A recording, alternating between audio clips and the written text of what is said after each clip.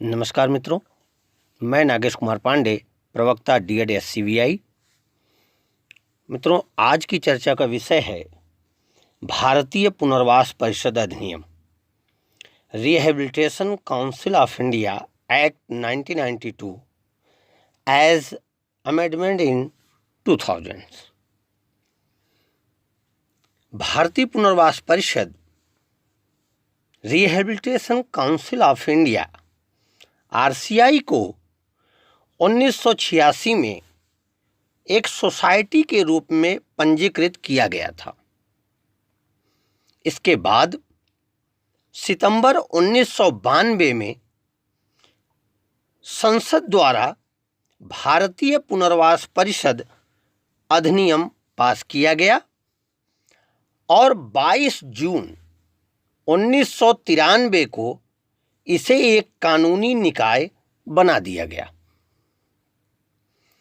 इस अधिनियम के द्वारा परिषद को देश में पुनर्वास और विशेष शिक्षा के क्षेत्र में प्रशिक्षण नीतियों और कार्यक्रमों के लिए एक समान मानकीकरण लागू करने और उनके विनियमन की जिम्मेदारी प्रदान की गई। साथ ही इस क्षेत्र में कार्य करने वाले सभी प्रशिक्षित व्यावसायिकों और कार्मिकों को एक केंद्रीय पुनर्वास रजिस्टर में पंजीकृत करने का काम भी सौंपा गया। इस अधिनियम को और अधिक व्यापक बनाने के लिए वर्ष 2000 में संसद द्वारा इसमें संशोधन किया गया और इसे पुनर्वास विशेष शिक्षा में अनुसंधान को बढ़ावा देने की जिम्मेदारी भी दी गई। इस अधिनियम के तहत अयोग्य व अप्रशिक्षित व्यक्तियों द्वारा दिव्यांग व्यक्तियों को सेवाएं देने के लिए उनके खिलाफ दंडात्मक कार्यवाही करने का अधिकार भी प्रदान किया गया है। अगर हम लोग थोड़ा इससे आगे बढ़ें तो अधिनियम के उद्देश्यों को देखते हैं। उद्देश्यों में हम आज इसके प्रमुख उद्देश्यों को मुख्य जो इसके उद्देश्य हैं उनकी चर्चा करते हैं। इस क्रम में कुल 8 उद्देश्य प्रमुख रूप से हमने चयनित किए हैं। वो क्रम से आपको एक एक करके हम बताएंगे। फर्स्ट है, पहला उद्देश्य विकलांगता पुनर्वास के क्षेत्र में प्रशिक्षित नीतियों और कार्यक्रमों का विनियमन करना। दूसरा उद्देश्य विकलांगता पुनर्वास से संबंधित व्यावसायिकों के लिए प्रशिक्षण पाठ्यक्रमों का मानकीकरण करना। उद्देश्य संख्या 3, विकलांगता पुनर्वास में विभिन्न श्रेणी के व्यावसायिकों के शिक्षण व प्रशिक्षण के न्यूनतम मानकों को निर्धारित करना। उद्देश्य संख्या 4, पूरे देश में सभी प्रशिक्षण संस्थानों में एक रूपता लाने के लिए मानकों को विनियमित करना। उद्देश्य संख्या 5, विकलांगता पुनर्वास क्षेत्र में विभिन्न पाठ्यक्रम चलाने वाली संस्थाओं, संगठनों, विश्वविद्यालयों को मान्यता प्रदान करना।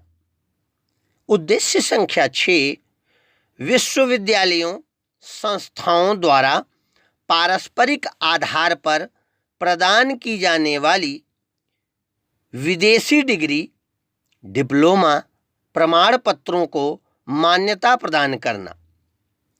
उद्देश्य संख्या 7, विकलांगता पुनर्वास में व्यावसायिकों, कार्मिकों के पंजीकरण के लिए केंद्रीय पुनर्वास रजिस्टर का रखरखाव करना। उद्देश्य संख्या 8, विकलांगता पुनर्वास व विशेष शिक्षा में अनुसंधान को बढ़ावा देना। अब हम लोग भारतीय पुनर्वास परिषद की मुख्य बातों पर ध्यान आकृष्ट करते हैं। पहला, प्रशिक्षण संस्थानों की मान्यता। भारतीय पुनर्वास परिषद अधिनियम 1992 के अनुसार विकलांगता पुनर्वास के क्षेत्र में विभिन्न पाठ्यक्रम चलाने वाली सभी संस्थाओं, विश्वविद्यालयों को परिषद से मान्यता प्राप्त करना कानूनी रूप से अनिवार्य है। दूसरा, प्रशिक्षण कार्यक्रमों का मानकीकरण।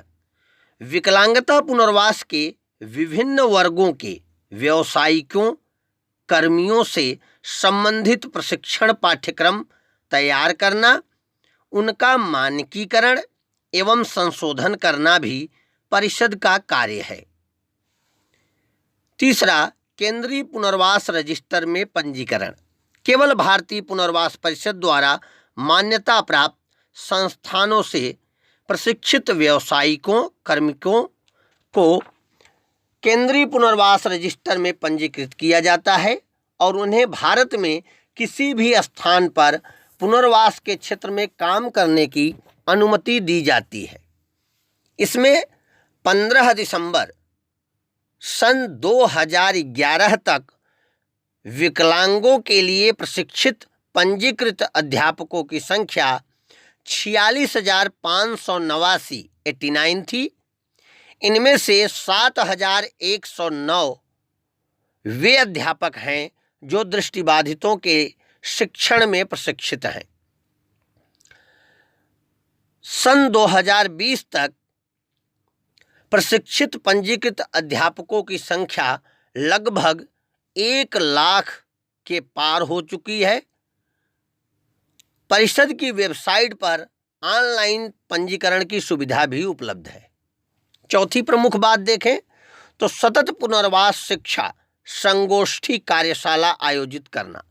इस क्षेत्र में सभी व्यावसायिकों के ज्ञान व कौशल को बढ़ाने के लिए परिषद द्वारा उनके अल्पावधि रिफ्रेशर पाठ्यक्रमों, सेमिनारों, कार्यशालाओं को प्रायोजित किया जाता है, जिसको CRE प्रोग्राम के नाम से जाना जाता है।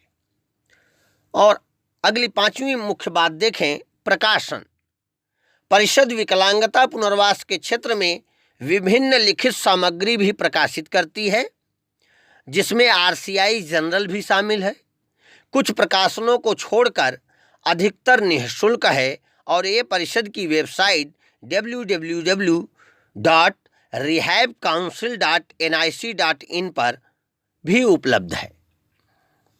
तो DED-SCVI अथवा DED-SC से संबंधित जो कोर्स है उसके अनुसार यह एक RCI एक्ट का अल्प परिचय जो उनके पाठ्यक्रम के अनुसार बनाया गया है। आप सभी लोगों को कैसा लगा अवश्य कमेंट में बताएं, लाइक करें, शेयर करें और अगर सब्सक्राइब नहीं किया है तो अवश्य करें। धन्यवाद।